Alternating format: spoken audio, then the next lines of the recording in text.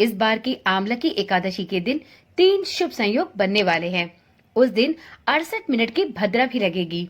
ज्योतिषाचार्यों के अनुसार आमलकी एकादशी कब है, आमलकी एकादशी की तिथि क्या होगी, इस दिन पूजा का शुभ मुहूर्त क्या होगा और अगले दिन द्वादशी तिथि पर पारण का सही समय क्या होगा, इन सभी सवालों के जवाब आपको इस वीडियो में दिए जाएंगे। ओम नमः शिवाय, जय श्री कृष्णा। आप सभी का सनातन धर्मसार चैनल पर बहुत बहुत स्वागत है। मित्रों, फाल्गुन शुक्ल एकादशी के व्रत को आमलकी एकादशी और आंवला एकादशी के नाम से भी जाना जाता है। प्रत्येक वर्ष फाल्गुन माह के शुक्ल पक्ष की एकादशी तिथि को आमलकी एकादशी का व्रत किया जाता है। इस वर्ष की आमलकी एकादशी के दिन 3 शुभ संयोग बनने वाले हैं। उस दिन 68 मिनट की भद्रा भी लगेगी। आमलकी एकादशी के दिन व्रत रखकर भगवान श्री हरि विष्णु की पूजा की जाती है और इस दिन श्री हरि विष्णु को आंवले का भोग भी अवश्य लगाया जाता है। ग्रीक पंचांग के अनुसार इस बार फाल्गुन शुक्ल एकादशी तिथि का प्रारंभ 9 मार्च को सुबह 7:45 पर होगा और यह तिथि 10 मार्च को सुबह 7:44 पर समाप्त होगी। तो इस प्रकार से उदया तिथि को देखते हुए इस वर्ष आमलकी एकादशी का पावन पर्व और व्रत 10 मार्च को किया जाएगा। तो चलिए जानते हैं कि आमलकी एकादशी पर इस वर्ष कौन कौन से 3 शुभ संयोग भी बन रहे हैं। तो मित्रों, इस वर्ष की आमलकी एकादशी के दिन 3 शुभ संयोग बन रहे हैं। आमलकी एकादशी वाले दिन सर्वार्थ सिद्ध योग, शोभन योग और पुष्य नक्षत्र का संयोग बना है।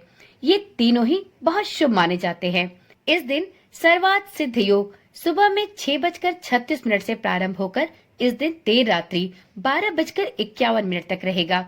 वहीं इस दिन शोभन योग प्रातः काल से लेकर दोपहर 1:57 तक है।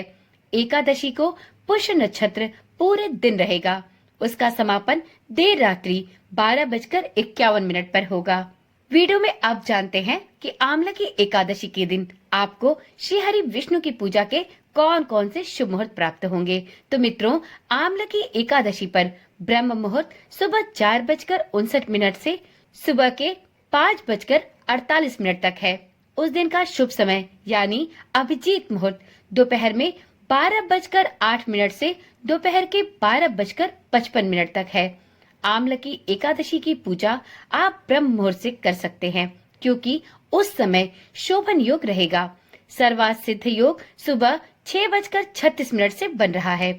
इस योग में पूजा पाठ और शुभ कार्य करने से शुभ फलों की प्राप्ति होती है। मित्रों, आमलकी एकादशी पर जहां 3 शुभ संयोग बन रहे हैं, वहीं पर इस वर्ष आमलकी एकादशी पर भद्रा का भी साया रहेगा।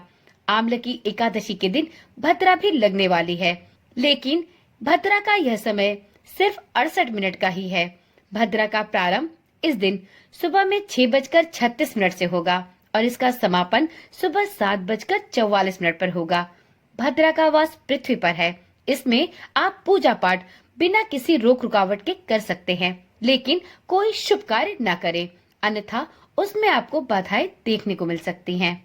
मित्रों, अब जानते हैं कि जो भी कोई साधक आमलकी एकादशी का व्रत रखेगा, उसे द्वादशी तिथि पर अपने व्रत का पारण कब करना होगा। तो मित्रों, आमलकी एकादशी के व्रत का पारण द्वादशी तिथि पर यानी 11 फरवरी को सुबह 6:35 से सुबह के 8:13 के बीच में करना होगा। उस दिन द्वादशी तिथि का समापन सुबह 8:13 पर होगा। मित्रों, जैसा कि आप सभी जानते हैं, एकादशी का व्रत करने वाले साधकों को द्वादशी तिथि में पारण के सही समय और सही मुहूर्त के बीच में अपने व्रत का पारण अवश्य कर लेना चाहिए। यदि आप अपने व्रत का पारण द्वादशी तिथि में सही समय पर नहीं करते तो आपका व्रत अपूर्ण माना जाता है। तो इसलिए इस बात का भी विशेष रूप से ध्यान रखें। आप यदि इस एकादशी पर आंवले का भोग श्री हरि विष्णु को अर्पित करते हैं तो आपको अवश्य ही इस लोक के सुख तो प्राप्त होंगे ही, साथ में मोक्ष की प्राप्ति भी अवश्य होगी। इस दिन आंवले के पेड़ की पूजा भी अवश्य करें।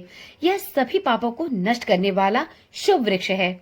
इस दिन जो भी कोई साधक सिर्फ आंवले के पेड़ को स्पर्श भी कर ले तो उसे इस दिन विशेष फल की प्राप्ति होती है।